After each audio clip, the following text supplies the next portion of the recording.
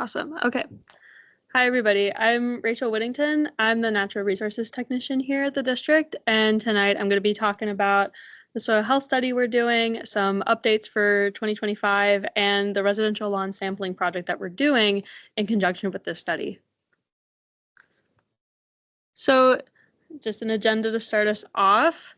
First, I'm going to be talking about the soil health study and how that fits within EHAP, and then talk about some of the 2025 soil health updates, what we've learned over the past couple of years from the data that we've taken.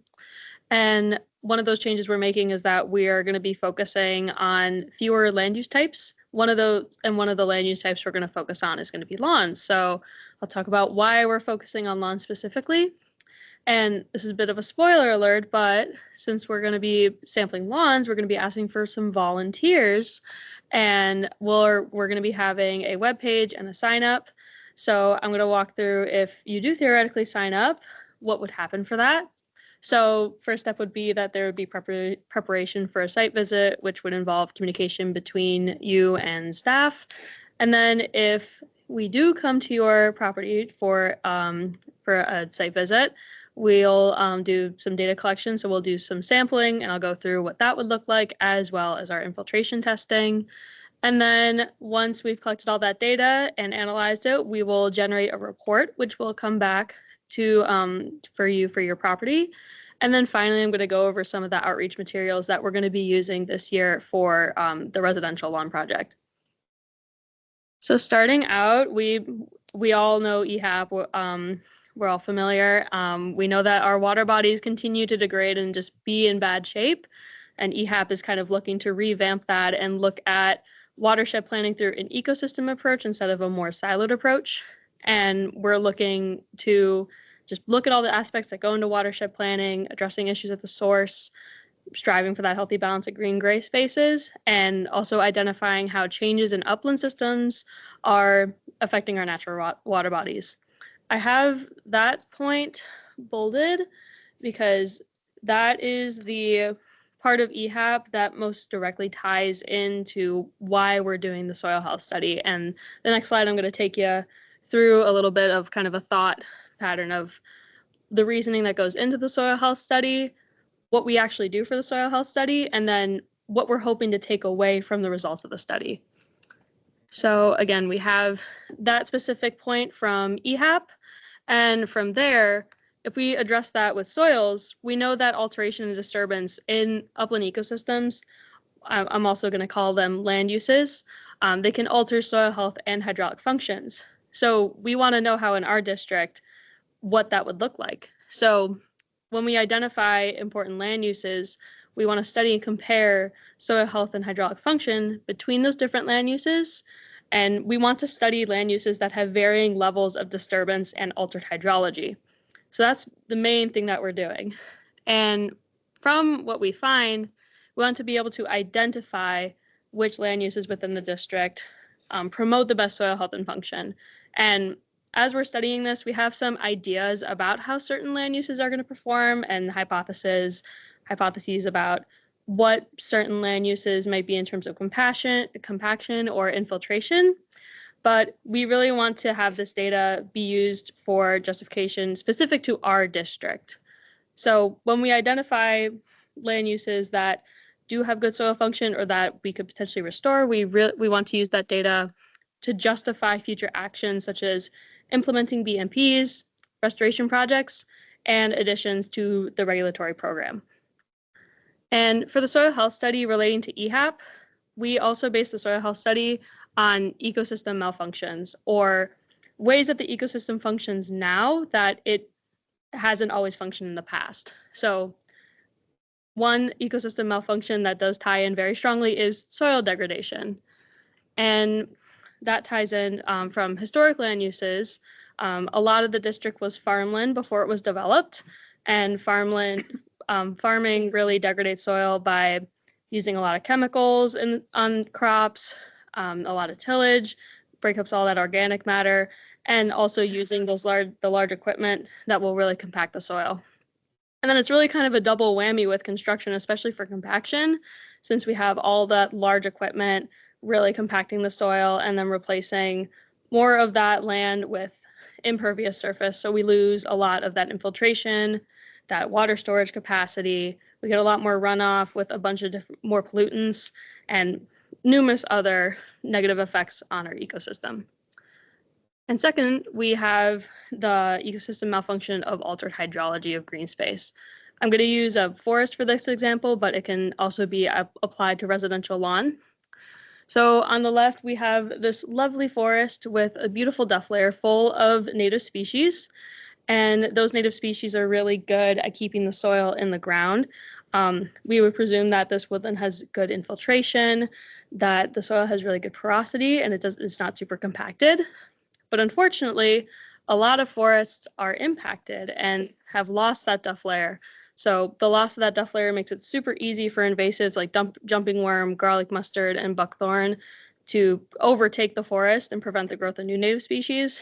And there's also a lot of negative effects on the soil, such as the loss of like poor soil structure, poor infiltration, and increased erosion and runoff. So those are the two ecosystem malfunctions that we consider most prevalent in the soil health study and that we think about a lot when we're going out and sampling and taking data. So we started the soil health study in 2022 and we're entering our third year of assessments. And based on the analysis we've done on our 2024 data, we've made some adjustments and updates to our plan. The first one is that we're going to start doing sampling and infiltration deeper in the profile. We really want to explore how infiltration and sampling might look when it's done deeper in the profile, and especially in terms of water infiltration and compaction to see if that's any different than how we've sampled in the past. We also want to increase our sample density because when we were going through our data this year, we had a lot of issues with variability in our data because we would take these small subsamples on these huge areas of land. So it's very possible we could have been hitting the one compacted site or the one uncompacted site. So we're hoping by taking more samples and also increasing the amount of subsamples that we take at a site, that will help alleviate that issue. And this year, we're also going to start doing bulk density measurements. Bulk density is the measure of the mass of solid particles within the soil. And there's a positive correlation between bulk density and compaction. We're hoping that by taking bulk density measurements along with our compaction measurements, that it's going to kind of supplement the numbers we're already seeing with our compaction. And we're also trying to sample side-by-side land uses. A good example we're going to be doing this upcoming field season is doing the Spring Road property with the Prairie Bluff restoration site. And we want to do this in hope that it's going to eliminate some of the variables between sites. We're hoping that if we take land uses that are side by side, that they're going to have similar soils, similar parent material, and that'll reduce variability in that the data that we're taking will be able to have more consistent results. And then finally, we're going to be reducing the number of land uses that we're going to be studying. So we originally had 8 that we're going to be studying, and now we have about 4 main ones that we're going to be studying, mainly these 4 right here. And that is because we wanted to focus on land uses that could provide further justifications for restoration projects. We were sampling like activity fields and mowed parklands, but most of mowed parklands and activity fields are just there because they're going to be used for baseball or soccer. And studying those soils, like it's good to know what they're doing, but at the same time, there's not much that we're going to be able to do with that data in the long term. So we want to focus on land uses where we can use that data for something. So I mentioned that lawns are something that we are specifically really honing our focus on. And we're doing that because 40% of our district is lawn, which is a huge chunk where we don't know what's really going on in the soils and that we really do want to know about. And lawns have significantly altered hydrology and vegetation from the original vegetation of oaks, savannas, prairies, and native woodlands that existed before them. And because we've altered that hydrology and vegetation with lawns, we've lost a lot of the original ecosystem function, like water storage capacity and biodiversity, as well as like soil structure and porosity. And we really want to assess how the maintenance of lawns does affect soil functions since they are such a large part of our district. So we just started sampling residential lawns last year. And this is a quick summary from 2024. We assessed 31 points for hydraulic conductivity. We collected 19 individual soil samples, and we visited 10 residential properties. And then this map on the right is just a map of the district with all of the residential sample sites that we visited last year. And then this year, we don't have a map because we are going to be looking for participants for this upcoming field season. And we are going to be launching, as I said earlier, we're going to be launching a web page that is going to be at this link, which we will send to you later. I know some people participated last year, and you can still participate if you volunteered last year. The only difference is that this year we're going to be looking just at residential lawns. So any soil from rain gardens, flowers, flower beds, or native plantings are not going to be collected this year. So if you signed up, what would you expect if you signed up for this? So the first step would be that we would be preparing for a site visit. There's going to be a form that you could fill out on the web page that's going to ask about your address, name, other things that, other stuff. And staff are going to reach out to discuss if your property is going to be a good fit. So the first thing that we're going to do is that we'll look at some aerial photos, and we'll possibly do like a drive-by to visually like assess sampling visibility. And while we're doing that, we're going to be asking ourselves a few questions like, is there enough space to take several samples on your property, since we're really focusing on sample density this year? We're going to be asking, is it lawn, since we're just sampling lawn. We'll also ask, like, is it possible that we could also get other people involved, like neighbors or other people in the community, so that we can increase sample density? And then if your property is a good fit, we can begin setting up a date for a site visit. And then staff will put together a map with sampling points and infiltration points. It's a little hard to see on here, but these points right here are sampling points, and that's like an infiltration point. And on the survey, there will be a section where you can describe if there's any place that you do not want staff to sample. And we'll also send this map over so you know what to expect before we get there. And then when we do actually come for a site visit, the first step in data collection is sampling. And these samples are used to measure the soil health and functions at each property. And this is a picture of the equipment that we'll use. So it's pretty simple. The main things are this shovel, Ziploc bag, this bucket to mix the subsamples, and then a cooler to keep our samples cool throughout the day. And this map shows a typical map of how we collect our samples. Our samples are composite samples. So we take about 6 subsamples that get combined into one sample. And we kind of do like this little not a cross, but we'll like kind of go back and forth like this across property. And we'll take sampling, we'll do like a stop at each point, and we'll take 2 subsample points that are about like 15 feet from where we originally stopped. And then adjacent to or on one of those subsample points, we'll also take the MPD. And when we take a subsample, the subsample is about that. It's about 6 inches by 2 inches. And all of those subsamples get mixed up and will get tossed into a Ziploc bag. And then we'll ship that off to Cornell through USPS. We will go deeper than that. Yeah, that's just the example from Cornell. So yeah, we'll take it deeper. We'll dig it. Yeah. And then for infiltration, we measure hydraulic conductivity specifically, or also known as CAC. And the main difference between that is infiltration rate is going to measure the infiltration of water before the water is completely saturated. But CAC is going to measure that infiltration rate when the water is completely saturated, so 100% saturation. And we measure for hydraulic conductivity because that gives us insight into how well the water will infiltrate and the soil will hold water during a rain event, which the soils will become saturated. And for measuring hydraulic conductivity, we use a modified Philip Dunn infiltrometer, or an MPD.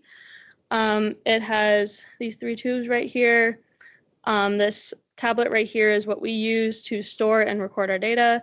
and these heads connect on top of the tubes as seen in this picture right here. So you can see that we fill up each of these glass cylinders with 30 centimeters of water, and then over the course of the test, they will drain. And this will look a little different since we're taking infiltration a bit deeper, so you'll probably just like see the top of the head while we're taking that infiltration test. And then finally, when we've collected all that data, staff are going to send out an individualized report similar to what's shown above. And in the report, we gave, it's a bit hard to see, but an overview of what the soil health study is, the representative ecosystem types and their categorizations, along with a summary from 2024. And then we provided a bit of a summary of sampling, profile, and infiltration data. And then we also gave some general recommendations of what you can do for lawns, or if you're going to replace your lawn, or if you had an existing plant bed. So we'll change this a bit based on the updates we're making for 2025, but it's going to look something similar to this. And finally, for our outreach materials, so we are currently working on a new web page that's called The Soil Beneath Your Lawn. And that'll be up, and I'll have all the information about this as well as a sign-up form and survey. And we're going to be doing an email blast through the newsletter about this survey as well for everybody who's on the district newsletter. And we are also asking to, if like you think that you have any neighbors or friends in the district who you think would be interested in this, we would love for them to be in on this as well. We would love as many people to be in on this as possible. And then we also have our published soil health study webpage that just goes over our whole study. And that is all I have. So thank you guys.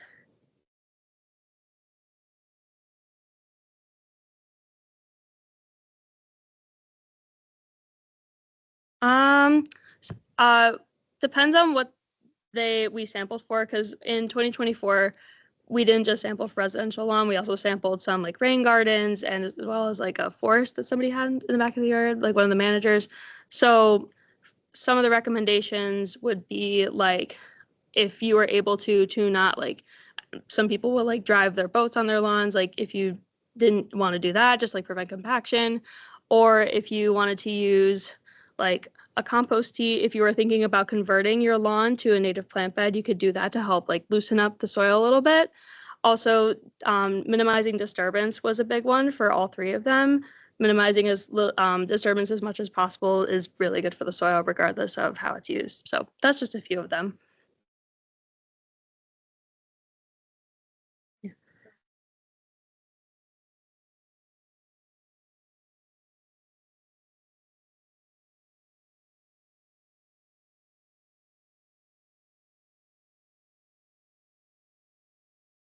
Mm-hmm.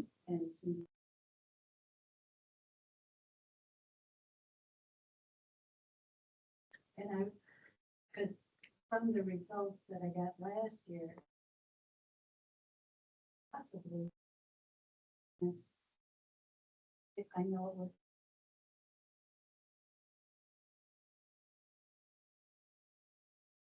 Mm-hmm. But it seems like.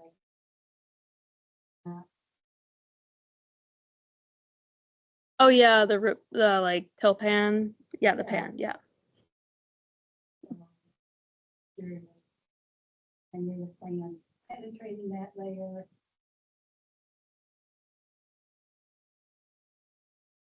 It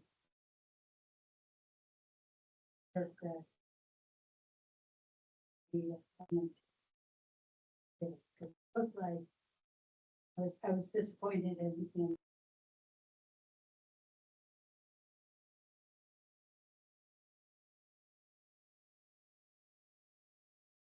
Yeah, and that is something we've talked about, like Zach and our district engineer and our district ecologist, about doing like a whole separate study on rain gardens, because it seems like it's very important that we like do look at that, because like that is a very important thing to understand and study. But we want to make that like its whole separate thing, because it's important enough where it should be its own separate thing. Yeah, but you're still gonna want.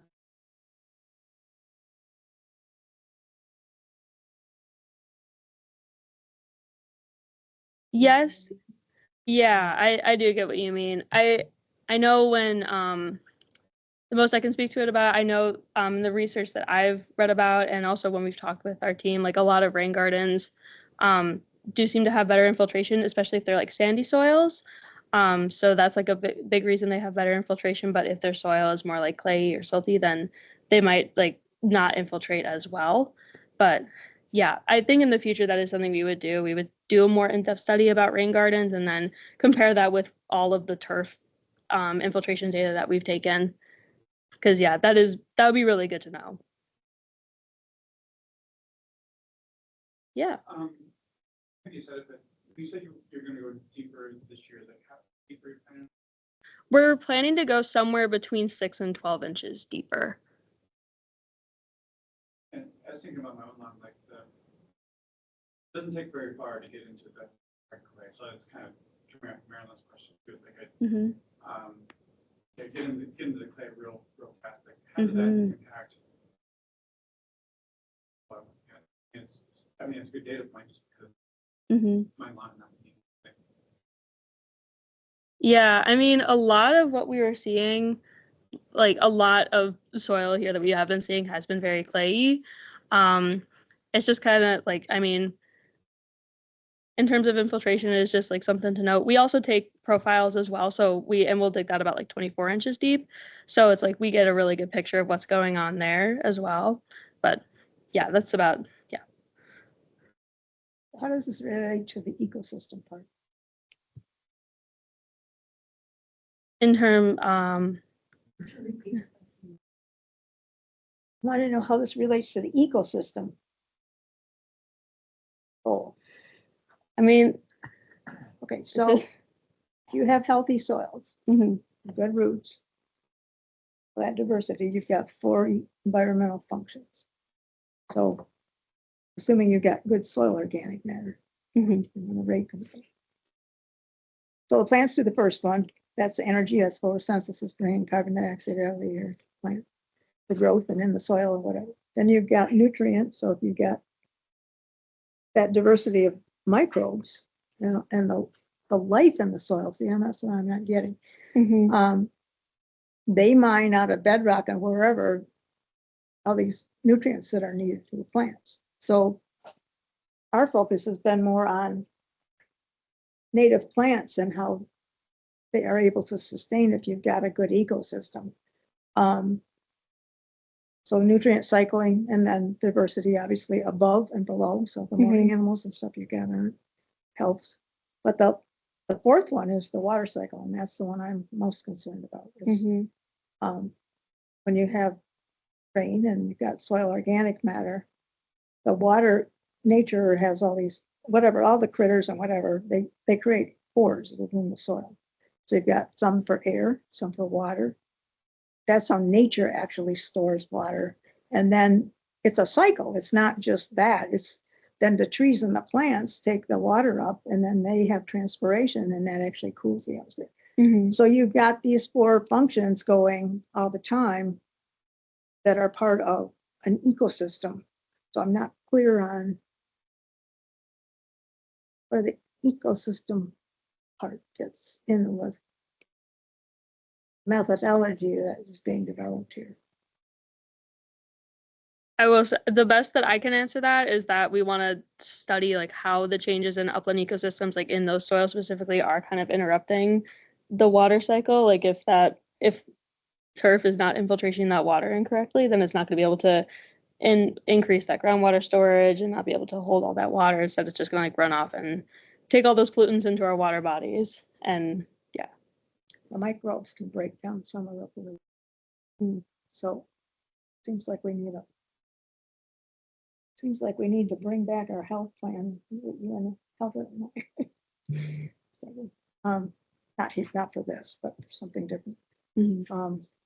Okay. I spent 2 hours this weekend reading a white paper on the 1989 groundwater protection. And in that it talks about the fact that surface water and groundwater are part of one system. And I'm not seeing enough of that connection, and that's where the soil organic matter and that the plants and the microbes and all of that are part of the system. So I'm just having a little trouble following the silence, but what's going on here. But a lot of it's just a process and you gotta learn, so Mhm. you gotta start someplace. Yeah, for sure. What you're doing is good. Yeah. And I'm sure we'll get to a point where we can address all of that, but I think just like getting everything started, like and getting it in like just a place to start and then, give it a shot and see where it goes is like the best thing we can do. But the plants are a necessary part of the infiltration and transpiration, so you're just doing grass.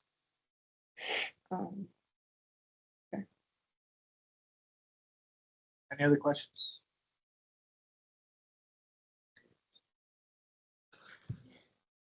Okay. We'll follow up with an email. Great. Right. All right. Thank you guys. Thank you guys. All right.